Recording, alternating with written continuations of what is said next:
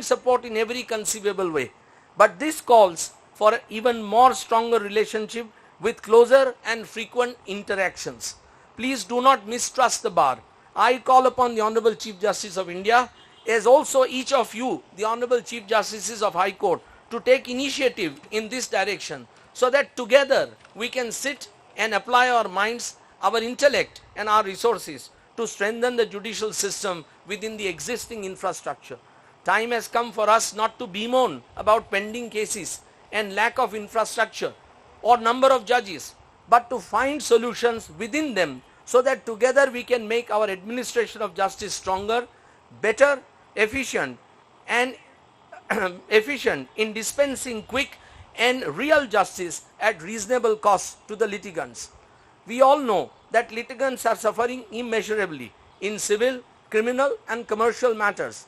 We also know that people are losing their faith in us. Bar has certainly a lot to explain in this direction.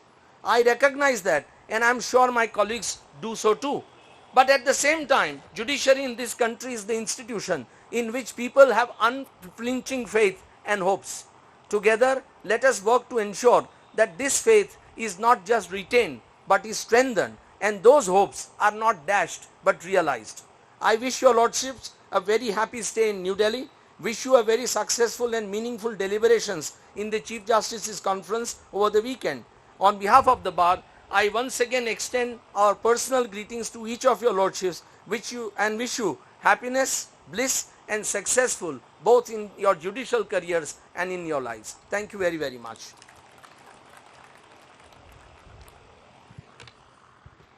Thank you, sir.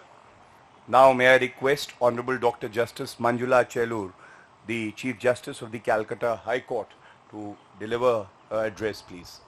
Please, ma'am. Can we have a round of applause, please? Thank you.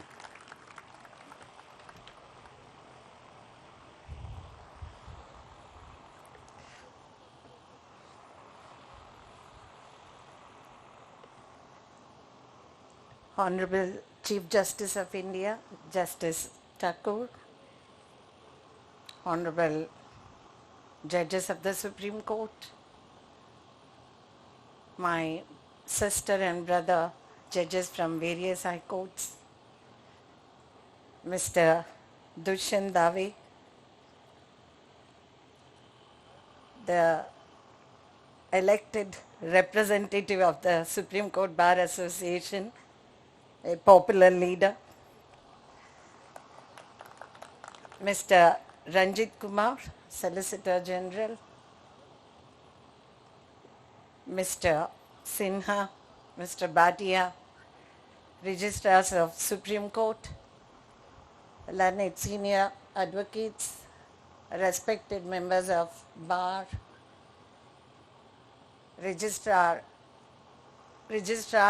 from various high courts, dear staff members of Supreme Court and other high courts, ladies and gentlemen. It's really a very, very, very warm welcome to all of us. But thank you very much.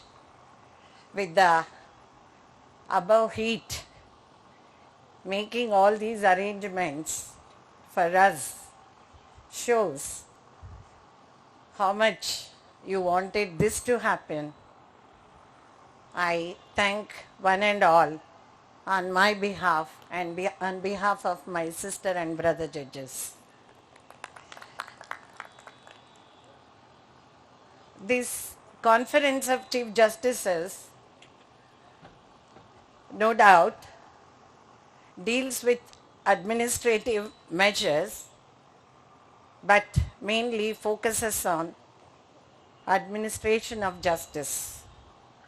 In order to have a strong system, any system, administrative control, which inculcates and maintains discipline at all levels, is very, very important. Administration of justice can be achieved. The ideal achievement, what I mean, if the system works the way it is intended to be, then we can achieve our goals. I wouldn't say that, and I wouldn't repeat the normal statement that we are all two sides of the same coin, or two wheels of the same chariot. Each one of us as stakeholders in the administration of justice play a very, very significant and important role. We should all remember, across the world, India is the only largest democratic setup where the common man can decide who has to rule them. Though in America it is democratic, common man doesn't represent. It is different way of representation, but this is the place where a common man chooses who has to be their leader. If that is the democratic system within which we talk of secularism, unity in diversity, and is it not our duty, is it not high time we introspect ourselves and do our best to make that common man not to lose the hope in our system, not to lose our hope in the system. For this, relationship between the bar and bench is very much needed.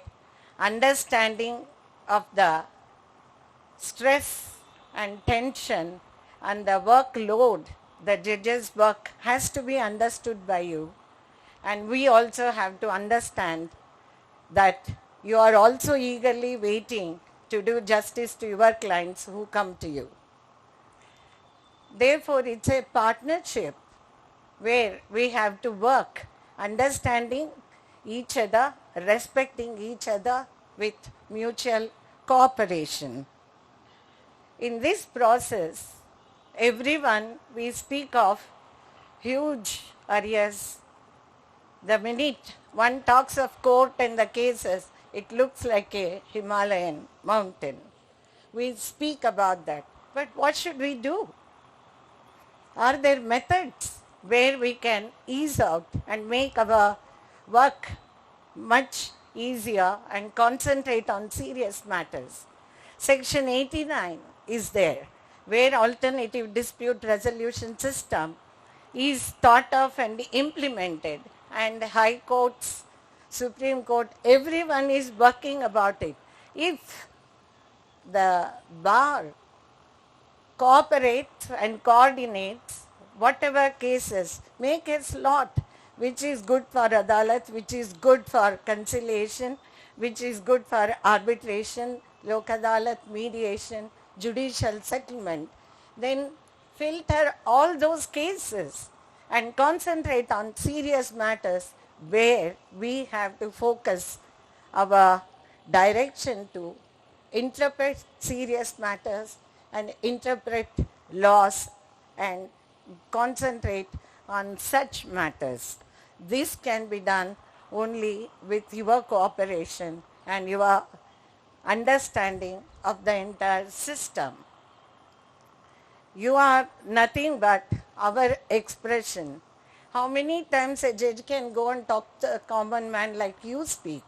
What you give impression of the judiciary at your level, to your client, to the common man, reflects on us. We won't be able to even know what's happening there.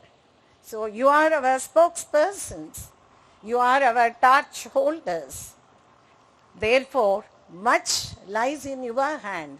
Therefore, let us strive hard to understand each other rather than pointing out defects in each other's.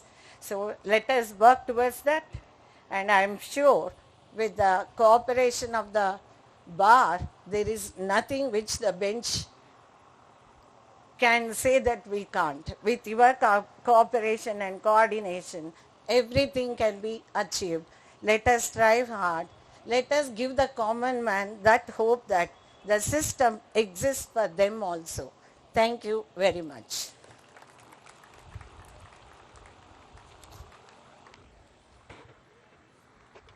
Thank you, Justice Chelur. And on behalf of the bar, we assure you that we will extend all the cooperation for the message that you have sent to the bar.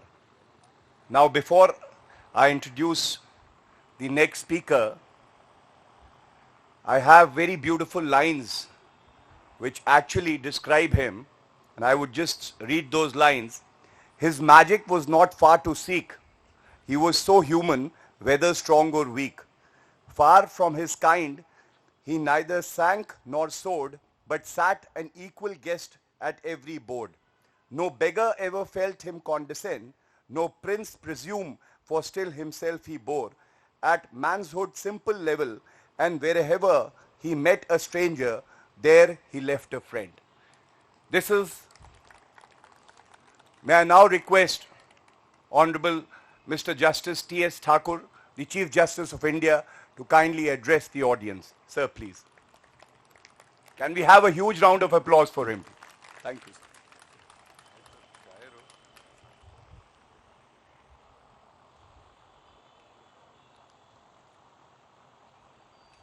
Mr. Dushyant Dave, President of the Association, Vice President Mr. Sinha, Mr. Bhatia, Secretary, Chief Justice Manjula Chelur, Mr. Ranjit Kumar, my esteemed brother judges, Justice Dave and Justice Kher, Honorable Chief Justices from different high courts, senior members of the bar, ladies and gentlemen. Gaurav Bhatia has turned a poet. Only problem is that he should have been a poet in Urdu looking to his dress. He is dressed like a Urdu poet, but he spoke in English. Thank you very much for the kind words. It's always a pleasure to be among my own fraternity. At heart, I continue to be a lawyer. Only regret is that I can't get back to what I have done for 22 years because of a constitutional problem. If you can have it amended, I will be very happy to join you. But even if I am unable to appear, you must accept me as a member of the Bar Association.